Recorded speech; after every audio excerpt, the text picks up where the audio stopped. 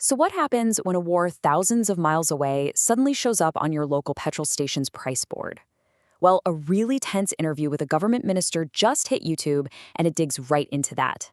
Today, we're going to break down how one single crisis is sending shockwaves through everything, from your wallet to our biggest national debates. All right, here's how we're going to tackle this. First up, that jaw-dropping price to fill your car. Then we'll look at the government's response. Are they calming things down or just out of touch? We'll get into their big bet on future energy and a really surprising clash in their policies at home. And it all builds to one massive question. What's the real price of all this? It really did all start with one number. A number that felt less like a statistic and more like a personal attack for millions of people. 100 pounds. Just think about that.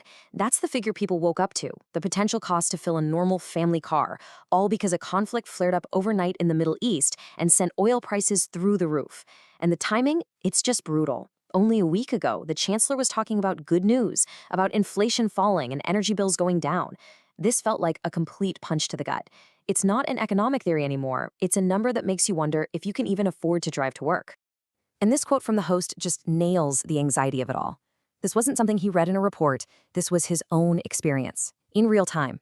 He saw the price, drove off, and when he came back a few hours later, it had already jumped. That's how fast this is happening.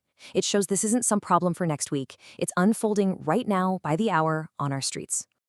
Okay, so with panic obviously starting to bubble up, the big question for the government was, what are you doing and what are you telling people? And here's where you see this huge disconnect. On one hand, you've got the housing secretary, Steve Reed, on TV saying, hey, don't panic, our economy is stronger now, we can handle this. But that message just wasn't landing, because on the other hand, people are looking out their windows and seeing the reality. They see the prices going up and they see the queues forming. The minister even admitted his own family members were stuck in those lines. That gap between don't panic and the actual panic on the ground is what makes this whole situation so tense. So this leads to the next logical question, right? If oil from abroad is the problem, why don't we just get more of our own from the North Sea?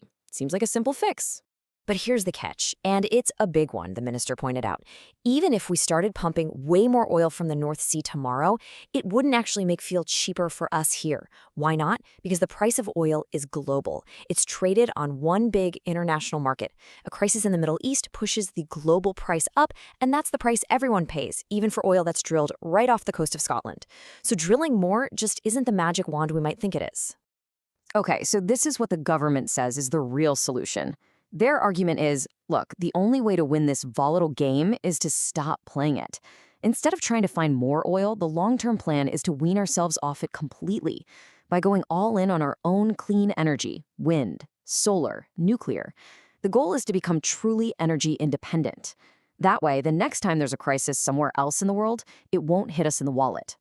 But the interview didn't stop at energy. And this is where things got really fascinating.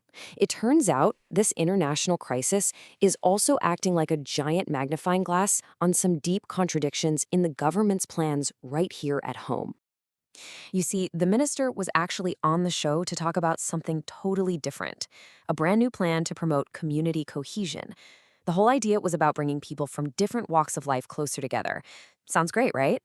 But then the interviewer brought up this incredibly powerful point from Ulf Dubs, who came here as a refugee himself. And his warning was stark. He said the government's other policies, especially the controversial new asylum rules, could do the exact opposite of building community. His point is just so human. If you make people feel like they're only here temporarily, how on earth do you expect them or their neighbors to invest in building a life together? You just can't preach cohesion with one hand and create division with the other. And this tension was crystal clear when they talked about immigration. The new system seems to be creating two tracks. If you're a high earner, a doctor, or a nurse, you get a faster path to settling down. But what about the care workers, the ones who came here to fill critical jobs that we desperately needed? Well, now they're being told they're at the back of the queue. The interviewer really pushed on this, asking if that felt right, especially coming from a Labour government. Now, the minister's defense was pretty clear-cut. He basically argued that a country has to be able to control who comes in. He claimed that past policies, which allowed a lot of low-skilled immigration, ended up hurting the wages of British workers.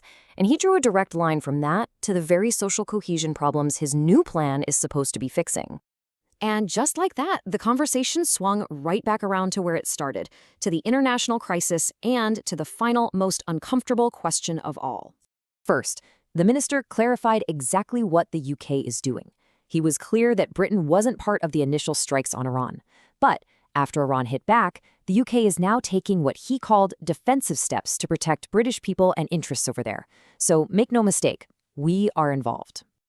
And then came the killer question. The interviewer quoted the American president, who basically said that the pain we're all feeling, the higher fuel costs, the rising bills, is a small price to pay for dealing with a threat from Iran. And then he looked the minister in the eye and asked if the British Prime Minister agrees. The minister, of course, said his government is totally focused on the cost of living, but you just can't sidestep a question that big. It's the one that hangs over everything, long after the interview is over. It's a question for all of us, really. Is the pain you feel in your own budget a price worth paying for national security? And who exactly is being asked to foot that bill?